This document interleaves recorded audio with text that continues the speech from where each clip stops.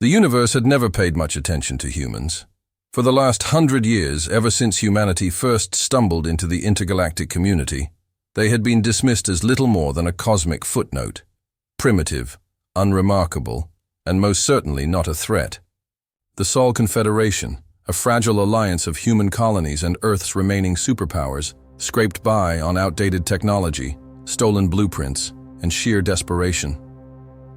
The galaxy was ruled by the great empires, species that had mastered the art of war and diplomacy over millennia, and among them, the Zyrex Dominion was the worst of all. No one knew where the Zyrex had come from. Some theorized they were once organic like humans, before fusing themselves with machines, creating something neither alive nor artificial. The Zyrex were biomechanical warlords, a species that had turned conquest into an algorithm. Their fleets ran on calculations, their soldiers on genetic programming, and their strategies on cold efficiency. The Zyrex did not negotiate, they did not take prisoners, and now they were here. The first sign of the invasion came in the form of a massive energy surge detected near the colony of Hadrian IV, a mining settlement orbiting a dying red star.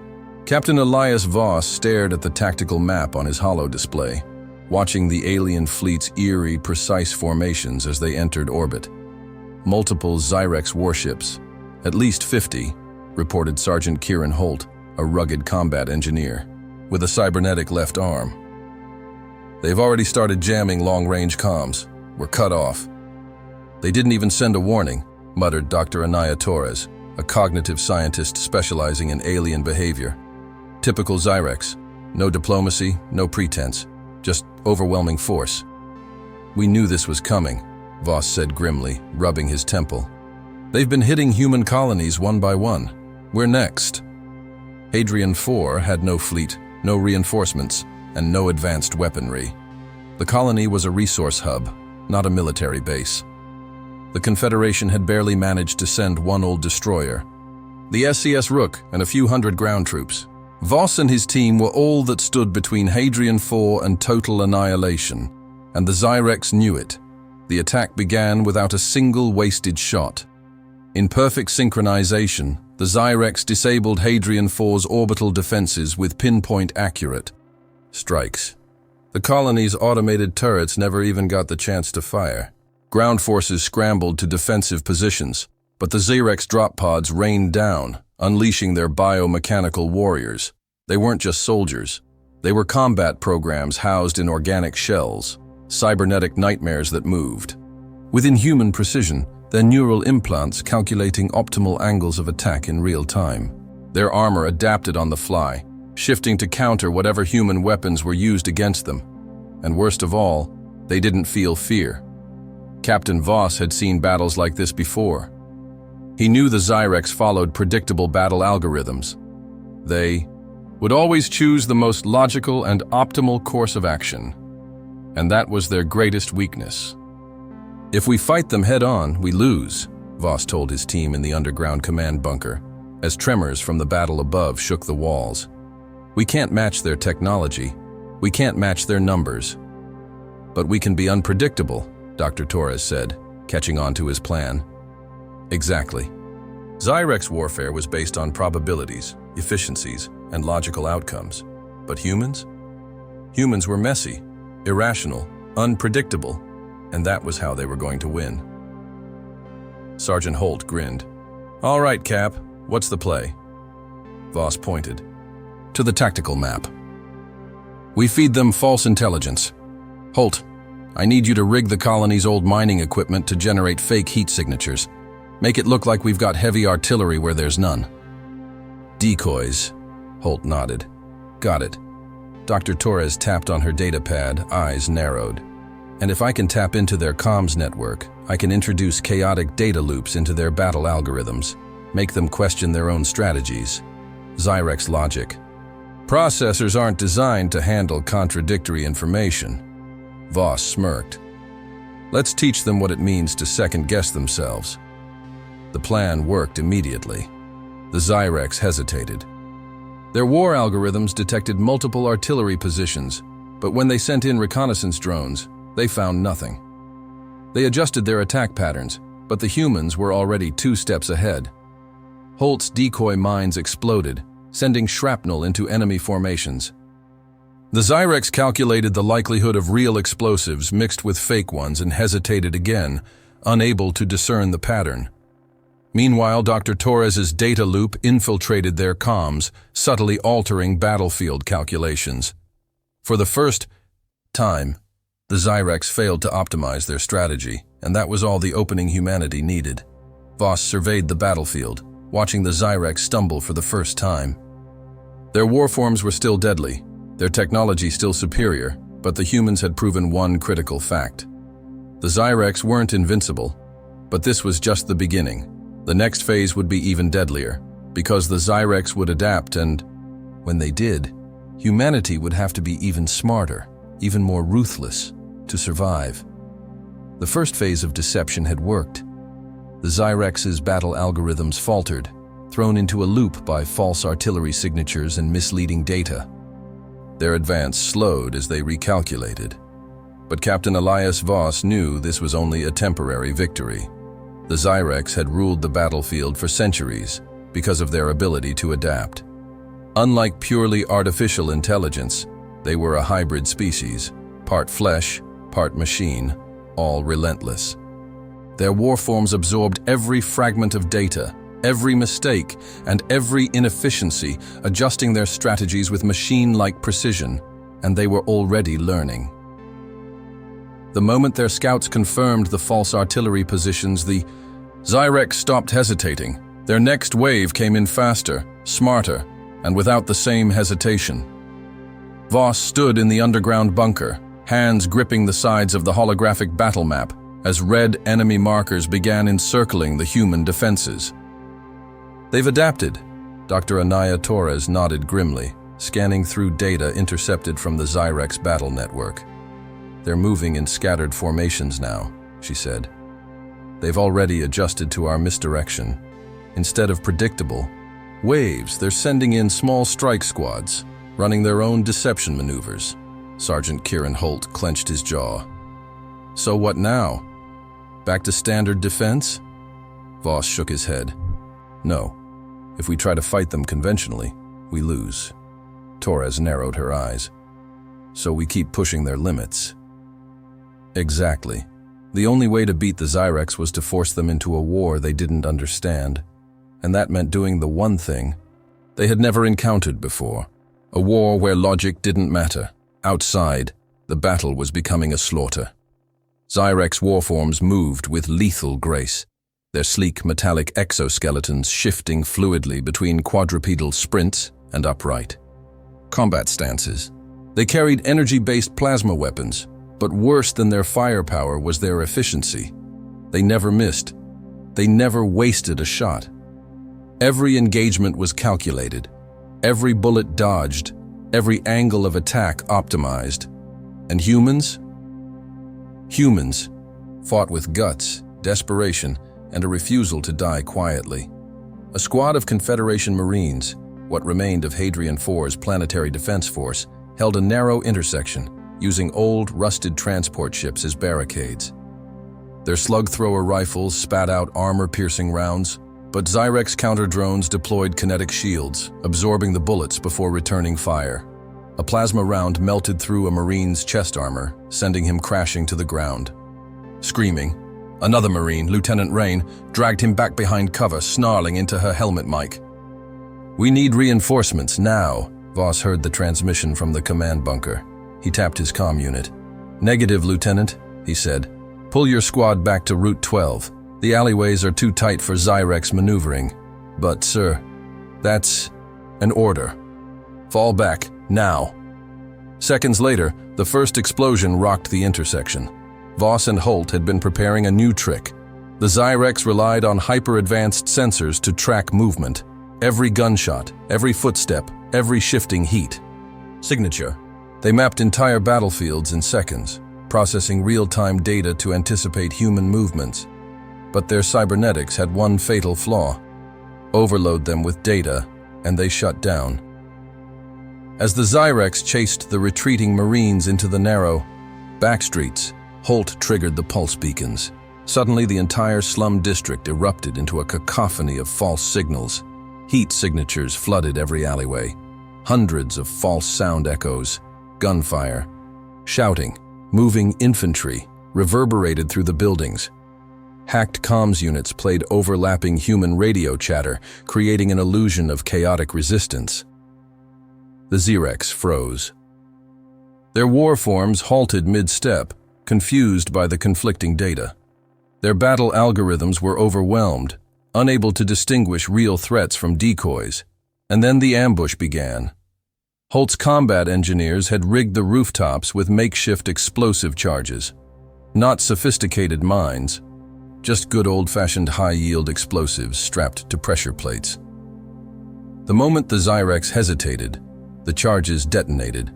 Buildings collapsed inward, crushing the first wave of enemy soldiers beneath tons of metal and stone. Human snipers perched in hidden nests above the battlefield, picked off the disoriented Zyrex, targeting their exposed organic components.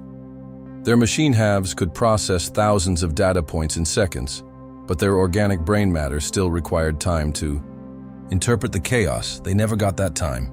A sniper took down a Zyrex warform mid-stride, its head snapping back as a high-caliber round tore through its cranial plate.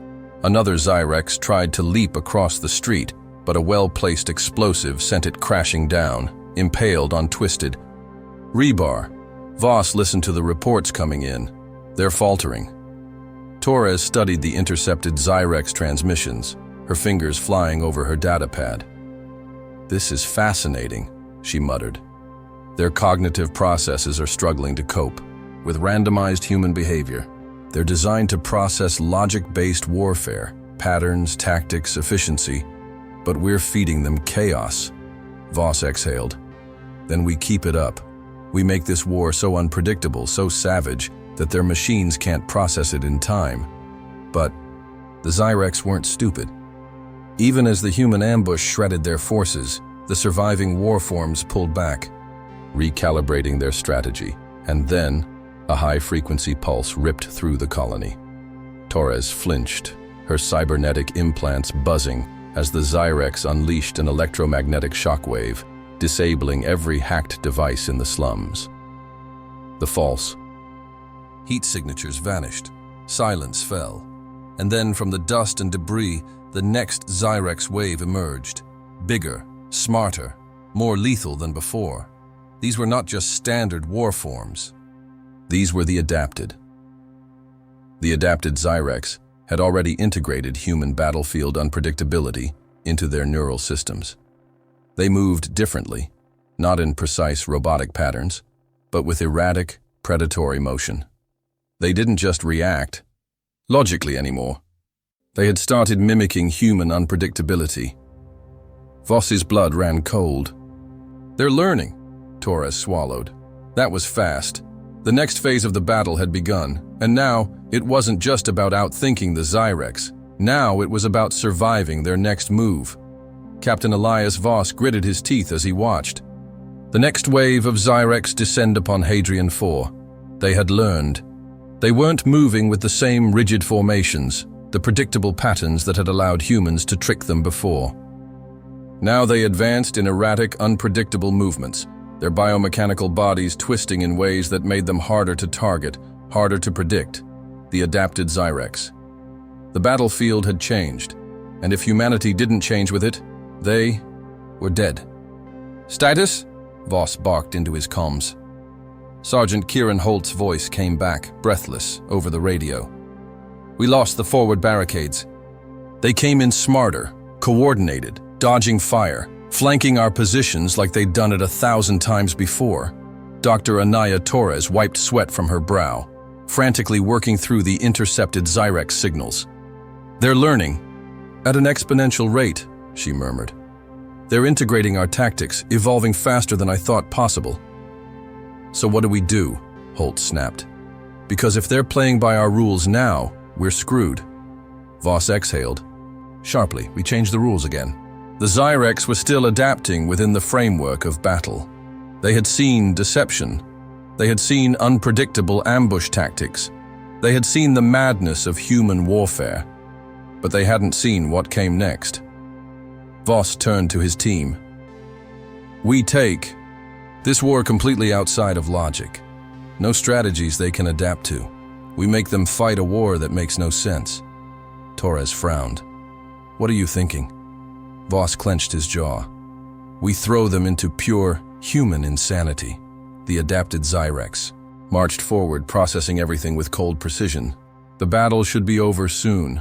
Then, the humans started screaming, not out of fear, not out of pain, but out of madness. Across Hadrian 4, loudspeakers blared ancient guttural war cries, looping primal human chants that made no sense in a tactical environment.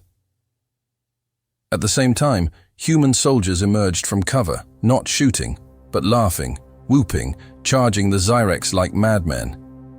The Zyrex hesitated. They calculated the enemy's behavior. It didn't fit any combat model. Their neural processors churned through thousands of possible explanations. Why were the humans behaving irrationally? Why weren't they following military doctrine? The adapted began overprocessing the data. Hesitation, uncertainty, recalibration, and in war, hesitation meant death. The moment the Zyrex paused, hidden human units opened fire from all sides.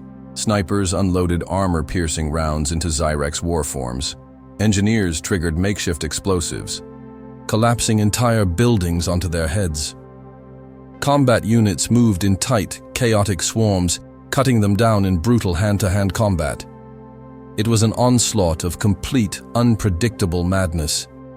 And for the first time, the Zyrex felt something foreign in their system. Doubt. The adapted Zyrex tried to counter. They adjusted tactics, moving away from frontline combat, coordinating over their hive network. They still had one overwhelming advantage: their collective intelligence. One Zyrex might hesitate, but when connected to the hive, thousands of minds worked together as one. That's where Dr. Torres came in. Inside the command bunker, she worked at an accelerated pace, fingers flying over her console as she sliced into the Zyrex network. "We need to overload their systems," she muttered. "Confuse them at the source." Voss nodded. "Do it." Torres grinned, and then she unleashed the virus. The virus wasn't just a standard cyber attack. Torres had injected human nonsense directly into their neural communication network.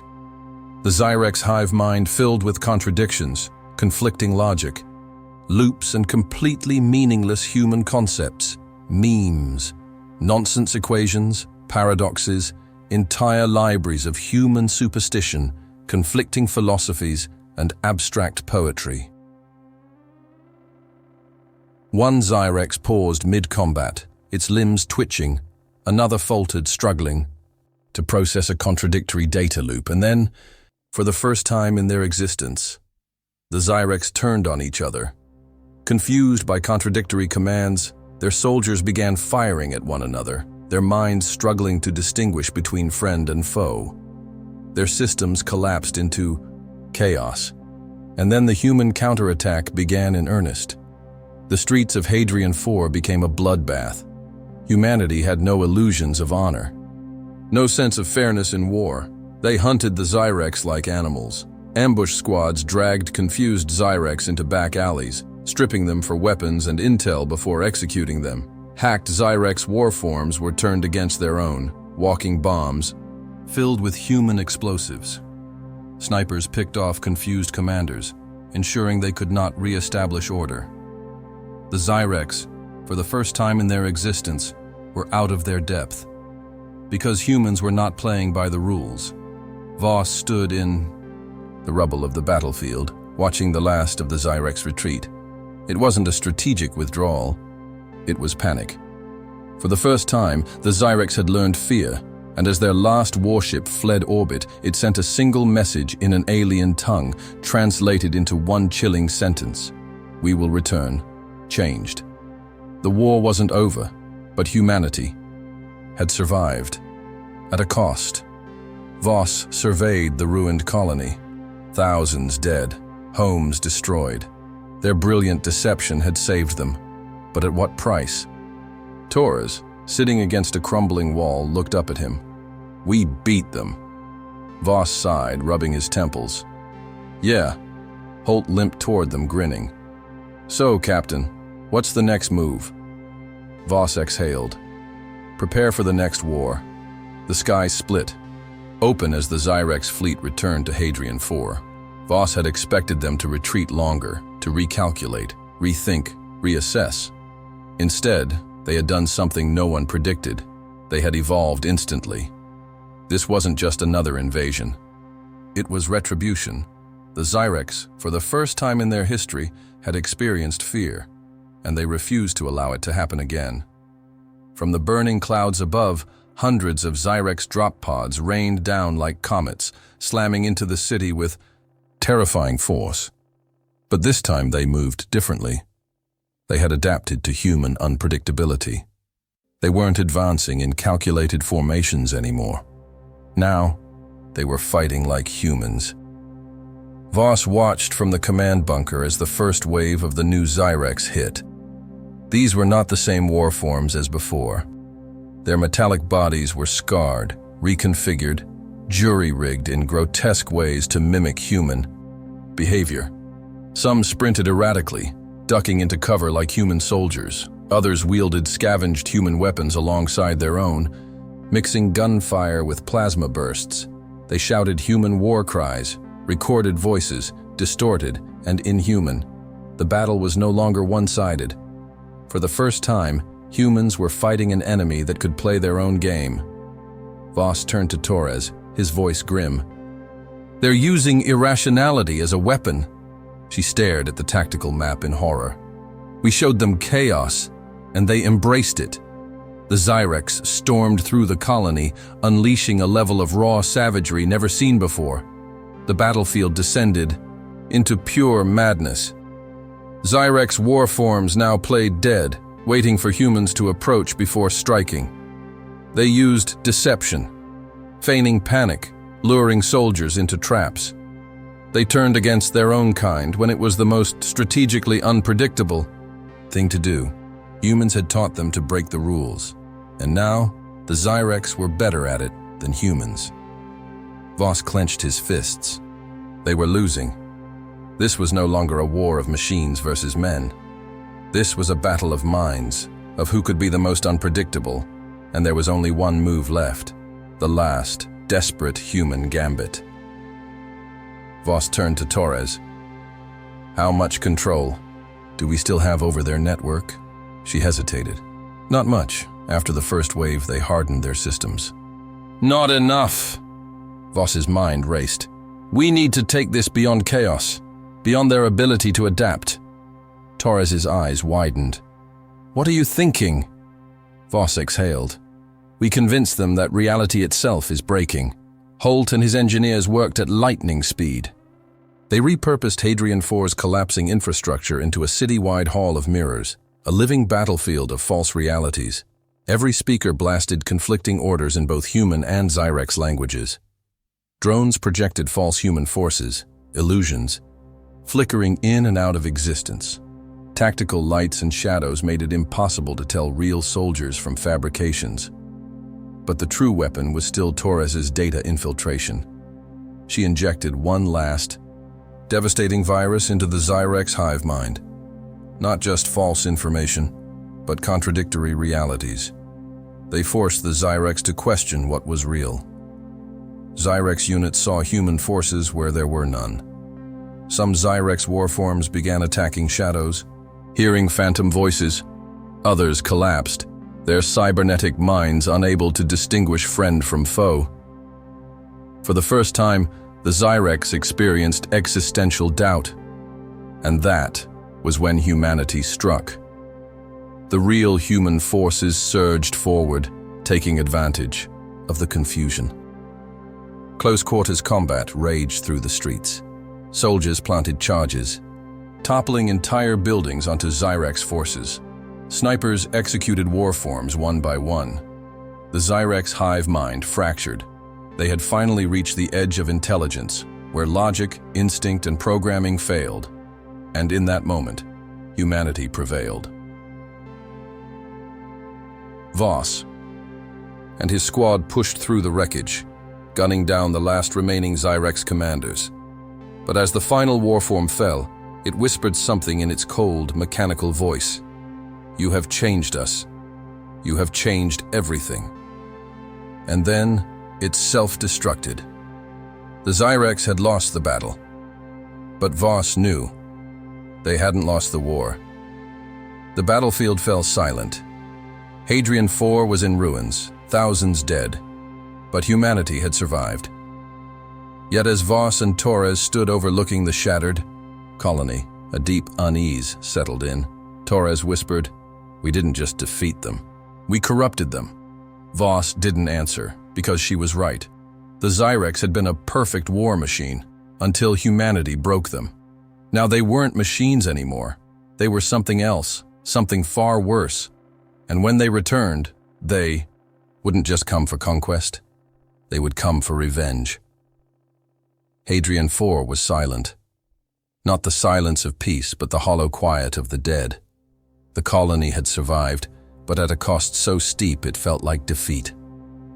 Buildings lay in ruins, entire sectors had been reduced to rubble, and the air was thick with the stench of melted metal and scorched flesh. Captain Elias Voss stood on the broken balcony of the command center, overlooking the battlefield. It was over, at least for now.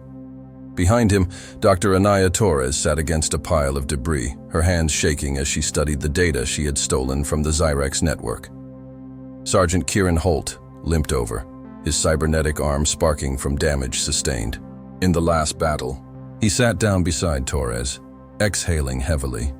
"We did it," he muttered, but there was no pride in his voice. "They're gone." Torres didn't look up. "They're not gone." Voss turned to her. "Explain." She held up her data pad, her voice hollow. "We didn't just break them, Elias. We changed them." Voss narrowed his eyes. "How bad?" Torres finally met his gaze, her expression grim. "We corrupted their entire hive mind. Their collective intelligence is fractured, but it's worse than that." She hesitated. Then she whispered the truth neither of them wanted to hear. "They're starting to think like us." Voss leaned against the balcony railing, his fingers tightening into a fist. They had forced the Zyrex into irrationality, into chaos. Now, instead of cold machine logic, they had emotion, they had anger, hatred. Torres scrolled through the intercepted data. Before today, the Zyrex never cared about revenge. They never needed it. Every war was just an equation, a means to an end. She looked up at Voss. "But now they want us dead, not because it's strategic, but because it's personal." Voss closed his eyes for a brief moment. The war wasn't over. It had just changed. Outside, the survivors of Hadrian IV were gathering what little remained. Doctors moved through the makeshift medical camps, treating the wounded. Engineers worked tirelessly to repair essential infrastructure. Soldiers stood in the streets, exhausted, hollow-eyed. For many, this wasn't a victory. Too many friends lost. Too much blood spilled. The Zyrex had been defeated, but the cost had been brutal. Holt stared at the remains of a fallen comrade, his expression unreadable. "We won, but at what cost?" Voss had no answer. Suddenly, Torres's console flashed red. An encrypted transmission. Not human, Zyrex. The message played through the command bunker's speakers. The voice was not robotic anymore. It was distorted, raw, and it was angry. "You are no longer prey." A pause. "Then, you are no longer weak." Another pause. Then, the final chilling words. "You have made us like you, and we will never forgive you for it."